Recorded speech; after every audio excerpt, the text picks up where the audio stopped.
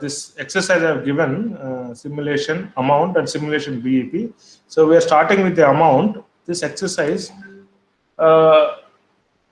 in scenario analysis, what we did was to kind of calculate the output variable with 3 or 4 combinations of the input variables, which we call them scenarios.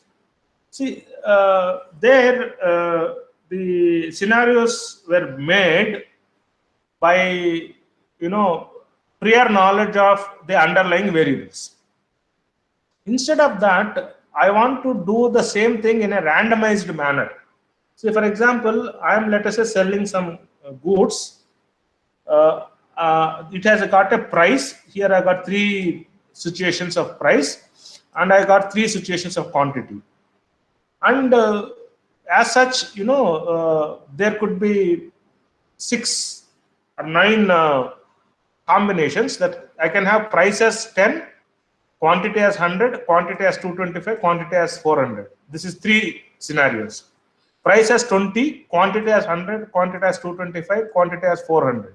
So this is another 3 scenarios. Then final 3. So I got as such 9 scenarios here.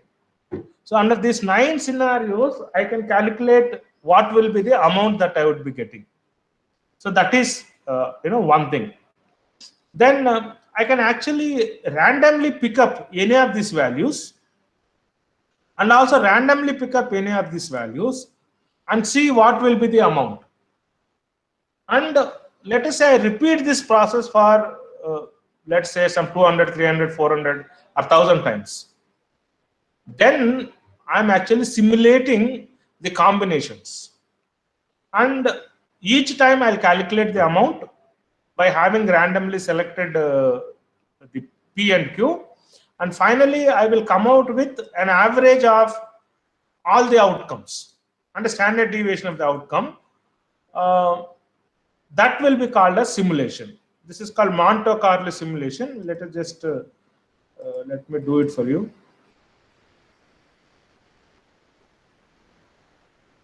So I'll start from the beginning so that you would understand. So let us say this is my input values. I have price and quantity. Now what I propose to do is,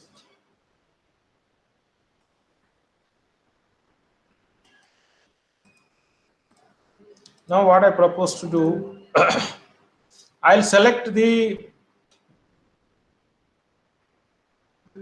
price, and let us say I'll select the quantity.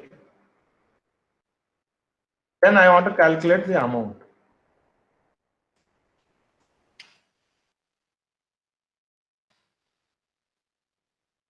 I want to calculate the amount.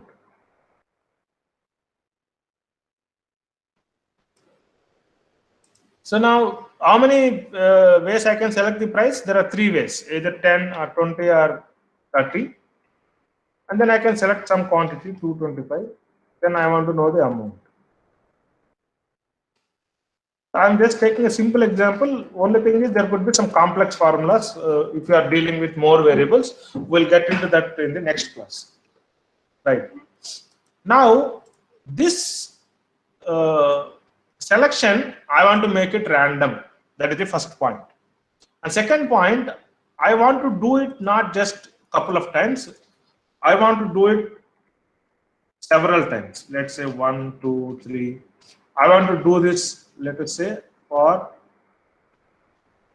roughly about 1000 times.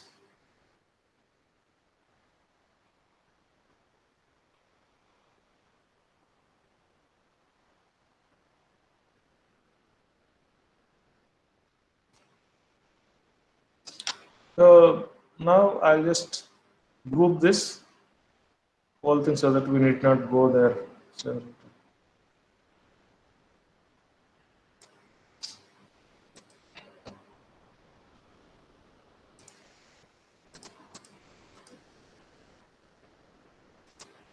yeah.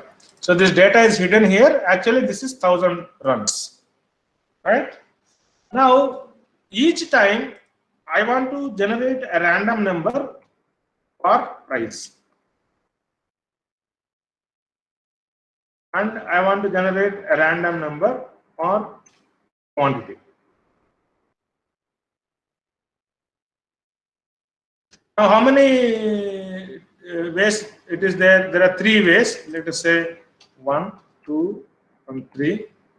And here also there are three ways that I am going to select the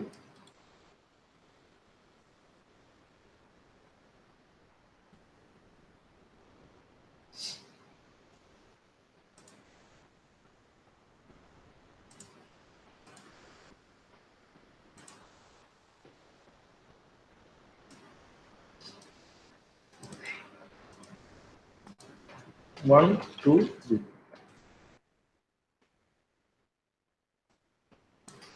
So what I will do, I will randomly generate and between 1, 3. Let us say 3 has come. Once 3 has come, I want to randomly take the price as 30. So here I will give a VLOOKUP. This is the random number generated. And from this table, right, I want to select. So if it is 3, it is 30. So let me just drag it here. So I'm just generating this 1000 times. Now 1000 times I will select here.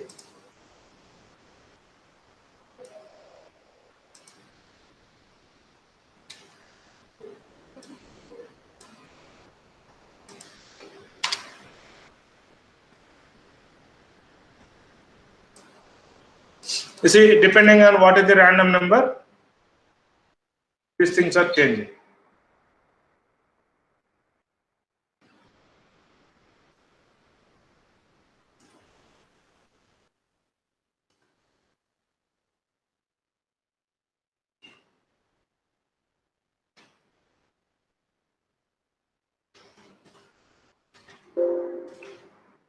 Is this clear? Similarly, I generate another random number between 1 and 3 for quantity. So I generate so many random numbers here, 1000 times. And each time, based on the random number generated, if it is 1, then from this table, I would choose that's 100. So let me log these cells.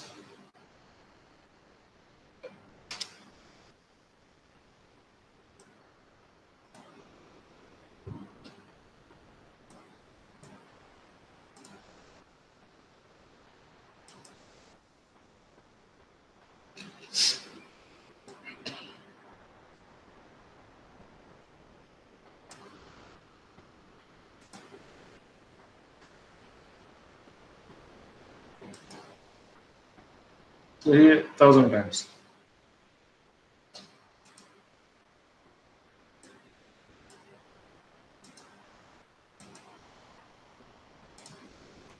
Right?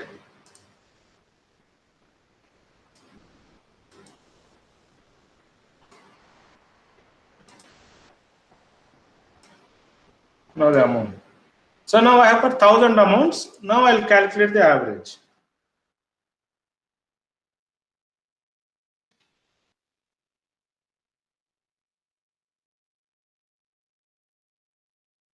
I can also calculate the standard.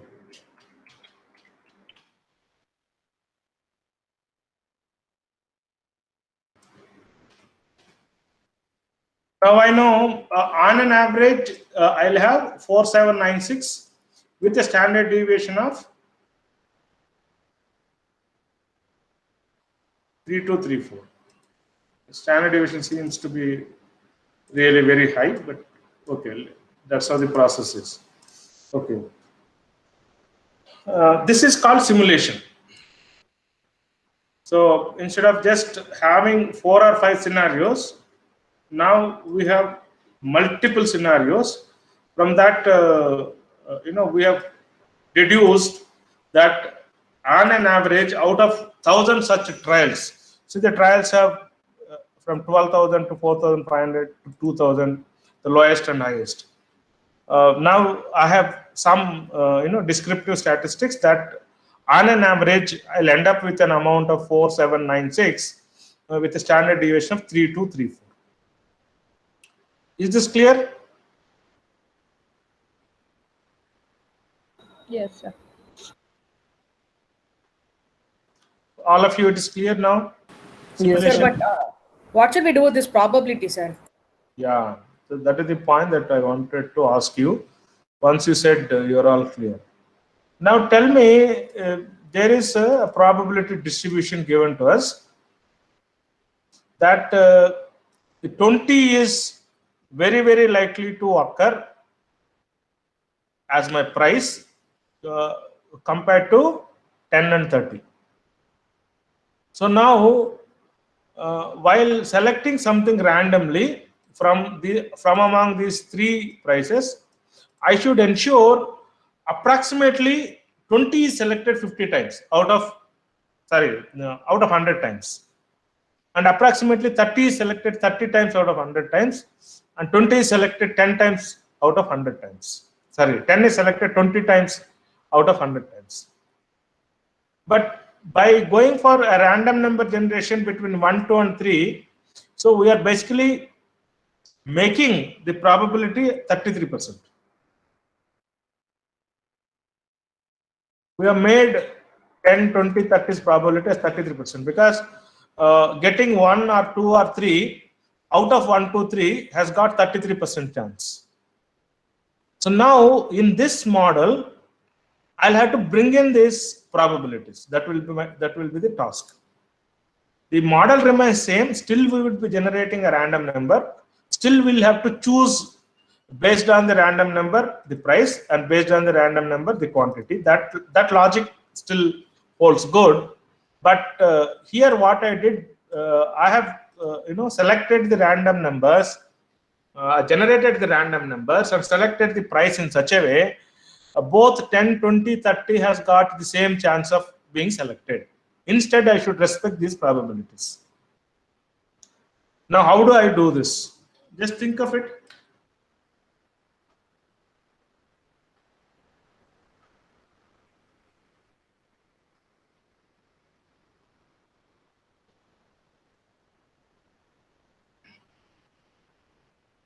How can this be done? How can we respect the probabilities in random number generation and subsequently in the selection of the variable?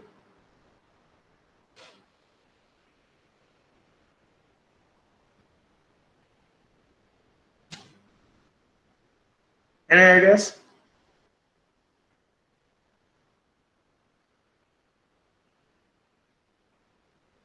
So I'll give you an idea.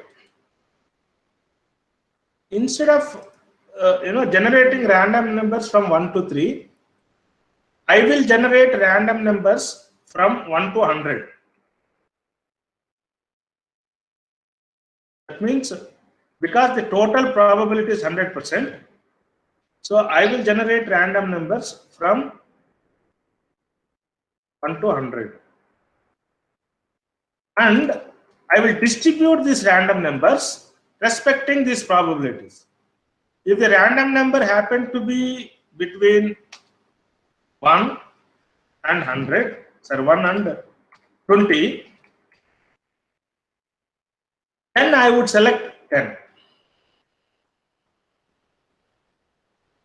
If the random number happened to be between 21 and 80, then I would select 20. If it happened to be 30%, no, this is 70. Then if it is between 71 and 100, then I would select 30 as my thing. Now tell me, what is the logic in this solution that I have provided?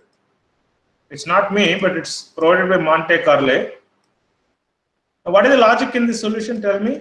Instead of generating 3 random numbers, you generate random numbers between 1 and 100, point number 1. And if such random number happen to be 1 and 20 and all numbers in between, then select 10 as your price. If it happen to be 21 to 70, then select 20 as your price. If it happen to be 71 and 100, between 71 and 100, both inclusive, then select it as 30. What is the logic here, please? Sir, in 100 numbers, each number has probability, equal probability of being drawn.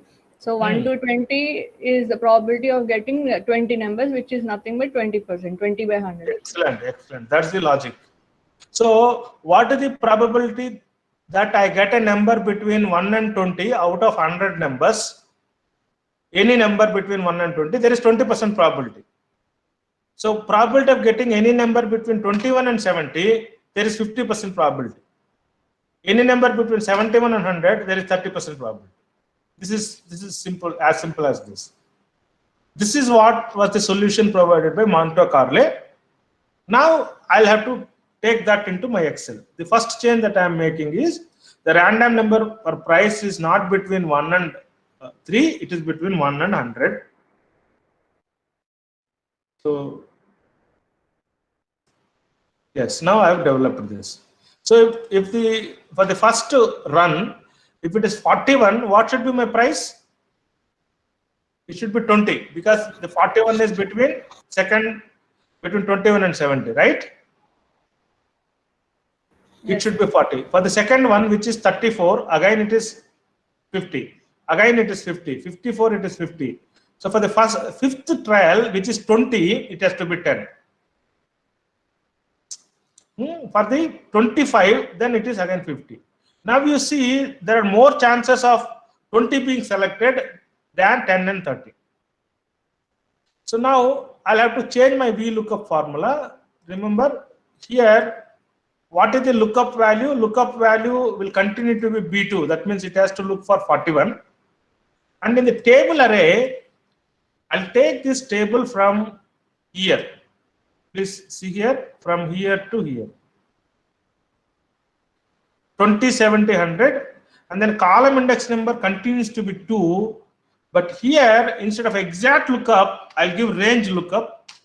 I'll make it 1. Remember what changes we have made? Lookup value continues to be B2. And the table array, I'm starting from these two columns, 20, 10, 70, 20, 130. That is I3 to J5. Then column index number is 2 only. But now I have got 1, which is the range lookup, not the exact match. So here 0 means exact match, 1 means range lookup. What does it actually tell us? Sorry, we'll have to log these cells.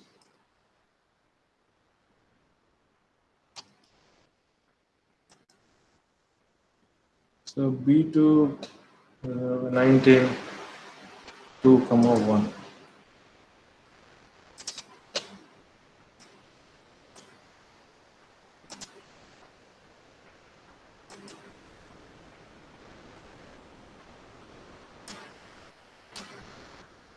What's happening?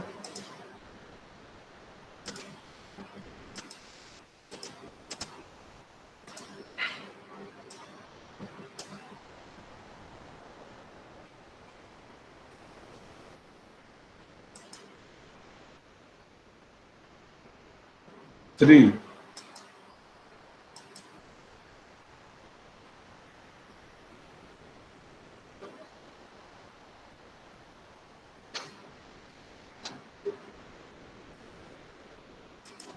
It's not working when it is 5, 17. It's not working when it is below 20.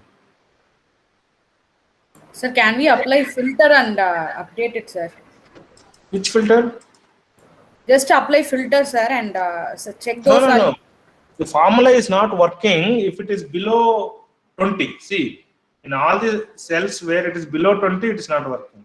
So there's somewhere some problem in the way we defined it. So one is this. 0 means exact match, 1 means 20. It has up to 20 it should take. Just give me, let us check my solution. We don't have time. I already did it.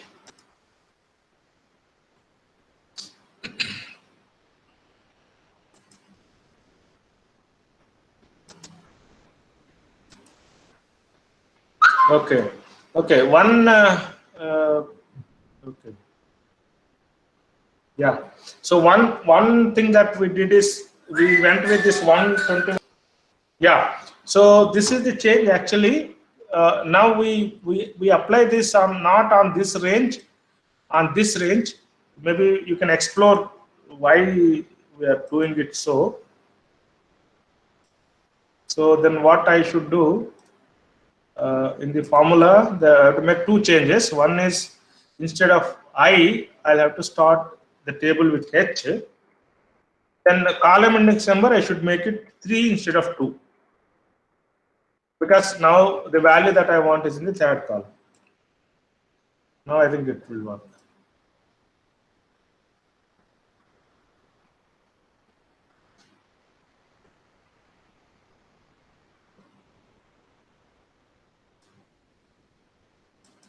Yeah. So now here in the first argument, it will go up to 20 because the next number is 21.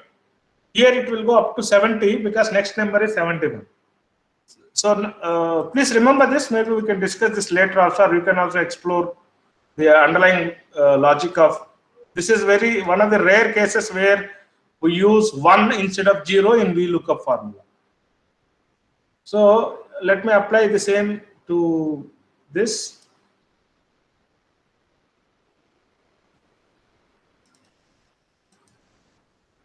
So here we'll make it random number from random number 2.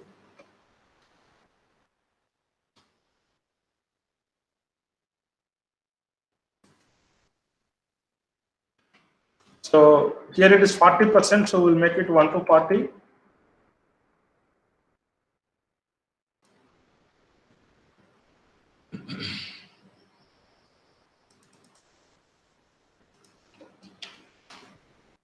Then it's 41 to 90. Then it is 91 to 100.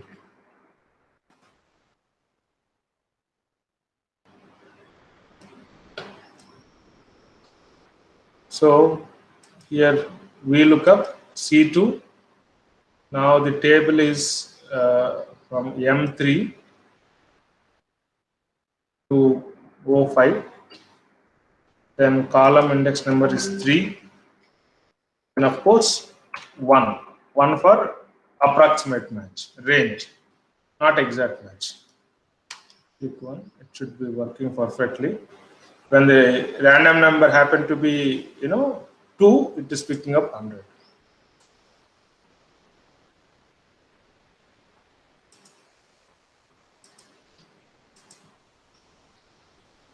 Right. So it's showing all 100 because here we have not changed from 1 to 100. So here also let us change it from 1 to 100.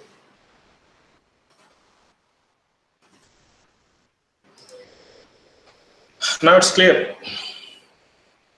So now we have generated 1000 runs and we made use of two functions here. One is random number, two is VLOOKUP with approximate match, and also we have learned the logic of Monte Carlo simulation. That's what we did.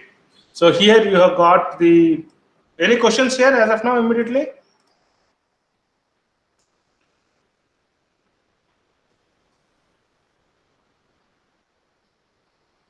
Okay. So now here we go with your this thing. So the simulation, this exercise we have done now. I am releasing the solution for it. This is there. Yeah. So you can check the solution here for what we did just now. It's all there. Then also try to understand in this solution I have provided answers to the normal distribution issue also. Maybe let me just here. You try to understand this formula also, but we'll discuss this in detail in the next class. How to answer the remaining questions in the exercise, that should the simulated values of amount follow a normal distribution, how to find out these probabilities, we'll discuss it in the next class. In the meantime, you understand, if you are able to understand this, that is also fine, or up to simulation part you can complete. And you also have a practice exercise there on BEP, so you can attempt this also. Only thing is I have made little bit of enlargement of the variable range. That's all. Otherwise, the other logic is same.